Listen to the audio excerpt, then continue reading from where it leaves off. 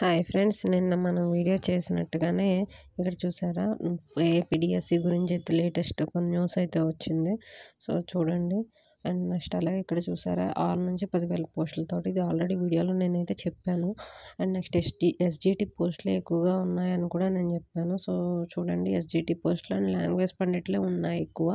School assistant అనేది తక్కువగా ఉన్నది.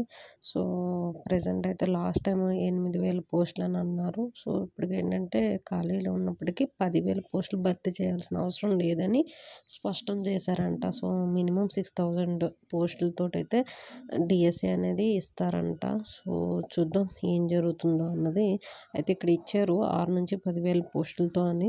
అది కూడా చూడాలి మరి ఏం జరుగుతుంది అన్నది, ఎన్ని ఖాళీలు ఉన్నాయి, ఎక్కడెక్కడ పోస్టులు అవసరము, ఇవన్నిటి గురించి కూడా ఏంటంటే వాళ్ళు చూస్తున్నారు. ఓకే, ఇంకా ఏమైనా మనకి కొత్త నోటిఫికేషన్ వస్తే చెప్తాను. Thank you friends.